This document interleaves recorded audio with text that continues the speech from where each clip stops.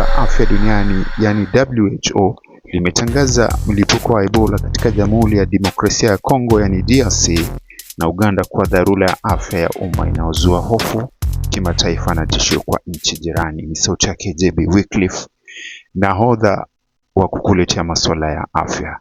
Tunasikika kutoka Kenya, mji mkuu yani Nairobi. Naam, leo kwa sababu ya tangazo hilo ya WHO nimeamua tuweze kulivalia njuga swala zima la Ebola. Ugonjwa wa homa ya Ebola ni ugonjwa wa hatari unaosababishwa na virusi vya Ebola. Ugonjwa huu ni miongoni mwa magonjwa milipuko yajulikanayo kama homa ya virusi vinavyosababisha kutoka damu mwilini. Kuna aina 5 za virusi vinavyosababisha ugonjwa wa Ebola kama ifuatavyo: Zaire Ebola virus, Sudan Ebola virus, Thai Forest Ebola virus na Bundibugyo Ebola virus. Hivi vinasababisha ugonjwa wa homa ya Ebola kwa binadamu. Kirusi cha 5 kinaitwa Raystoke Ebola virus ambacho husababisha ugonjwa wa Ebola kwa wanyama peke yake. Ugonjwa huu kwa asili huanzia kwa wanyama kama vile nyani, kima, sokwe na popo.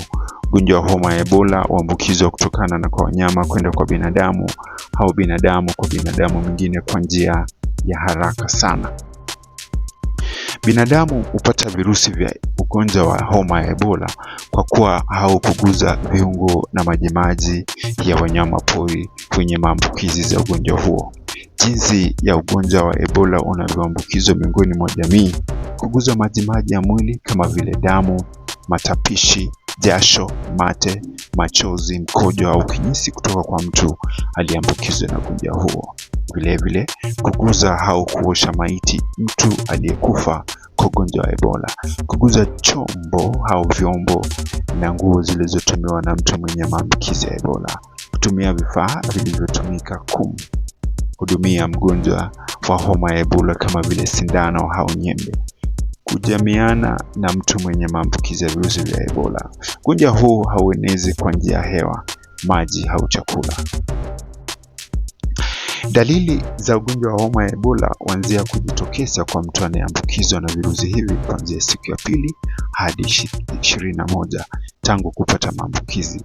Dalili hizi ni pamoja na homa kali, kulegea kwa mwili, maumivu ya misuli, kuumwa kichwa na vidonda kooni.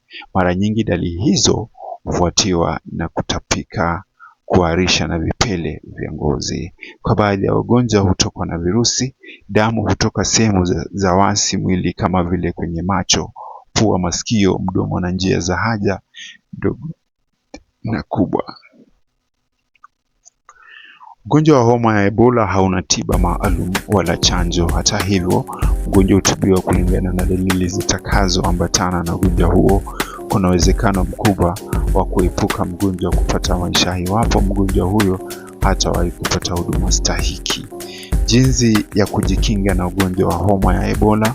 Ugonjwa wa homa ya Ebola unaweza kuzuilika iwapo tutazingatia yafuatayo: epuka kuguza damu, matapishi, kamasi, mate, machozi, mkojo, kinyesi na majimaji yanayotoka kwenye mwili wa mtu mwenye dalili za ugonjwa wa homa ya Ebola. Namba 2, epuka kuguza au kuosha maiti ya mtu aliyekufa akiwa na dalili za ugonjwa wa homa ya Ebola. Toa taarifa kwenye kituo cha kutolea huduma za afya kwa ushauri.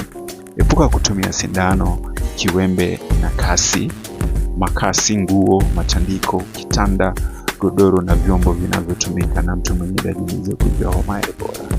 Epuka kukutana kimwili na mtu mwenye dalili za ugonjwa wa homa ya Ebola. Epuka kuguza wanyama kama vile popo, nyani, sokwe, tumbili na swala au mizoga ya wanyama. Zingatia ushauri wa maelekezo yanayotolewa na wataalamu wa afya na viongozi wa serikali. Wahi kituo cha kutolea huduma za afya unapohisi mojawapo dalili za ugonjwa wa Ebola kama vile tulivyoziorodhesha hapo juu. Toa taarifa mapema kwenye kituo cha huduma za afya au kwa viongozi wa serikali ya mtaa, kijiji au kata mara unapo mtu mwenye dalili za ugonjwa wa Ebola. Asante sana. Kinga ni bora kuliko tiba.